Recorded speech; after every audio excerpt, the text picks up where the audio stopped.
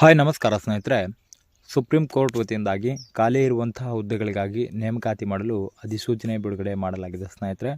ಈ ಒಂದು ಹುದ್ದೆಗಳಿಗೆ ಸಂಬಂಧಪಟ್ಟಿರುವ ಹಾಗೆ ಕಂಪ್ಲೀಟ್ ಆಗಿರುವಂತಹ ಮಾಹಿತಿಯನ್ನು ನಾನು ನಿಮಗೆ ಈ ಒಂದು ವಿಡಿಯೋದಲ್ಲಿ ತಿಳಿಸ್ಕೊಡ್ತೇನೆ.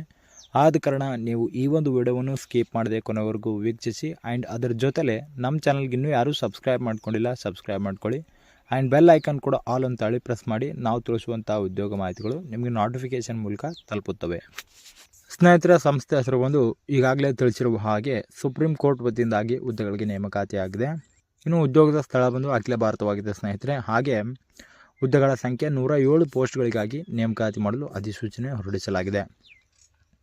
ಇನ್ನು ಈ ಒಂದು ಹುದ್ದೆಗಳಿಗೆ ವೇತನ ಶ್ರೇಣಿ ಬಂದು ಪ್ರತಿ ತಿಂಗಳು 44,900 ರೂಪಾಯಿಂದ 67,700 ರೂಪಾಯಿವರೆಗೂ ವೇತನ ಶ್ರೇಣಿಯಾಗಿ ನೀಡಲಾಗುವುದು ಅಂತೇಳಿ ತಿಳಿಸಲಾಗಿದೆ.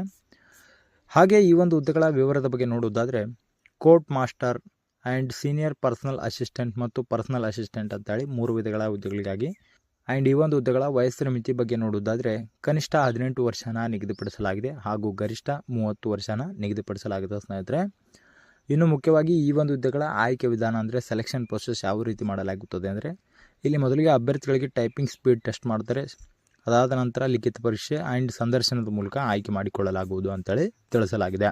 ಸ್ನೇಹಿತರೆ, ಶೈಕ್ಷಣಿಕ ಅರ್ಹತೆ ಬಗ್ಗೆ ನೋಡುವುದಾದರೆ ಯಾವುದೇ ಮಾನ್ಯತೆ ಪಡೆದ ವಿದ್ಯಾಸಂಸ್ಥೆ ವತಿಯಿಂದ ಅಭ್ಯರ್ಥಿಗಳು ಆಯಾ ಹುದ್ದೆಗಳಿಗೆ ಸಂಬಂಧಪಟ್ಟಿರುವ ಹಾಗೆ 10ನೇ ತರಗತಿ PUCನ ಪೂರ್ಣಗೊಳಿಸಿದಲ್ಲಿ ಅರ್ಜಿನ ಸಲ್ಲಿಸಲು ಅವಕಾಶ ನೀಡಲಾಗಿದ್ದು, ಆ್ಯಂಡ್ ಅರ್ಜಿ ಶುಲ್ಕ ಸಾಮಾನ್ಯ ಮತ್ತು OBC ವರ್ಗದ ಅಭ್ಯರ್ಥಿಗಳಿಗೆ 1,000 ರೂಪಾಯಿ, ಆ್ಯಂಡ್ SC ST ಮಾಜಿ ಸೈನಿಕ, ಅಂಗವಿಕಲ, ಸ್ವಾತಂತ್ರ್ಯ ಹೋರಾಟಗಾರರ ಅವಲಂಬಿತ ಅಭ್ಯರ್ಥಿಗಳಿಗೆ 250 ರೂಪಾಯಿನ ನಿಗದಿಪಡಿಸಲಾಗಿದೆ.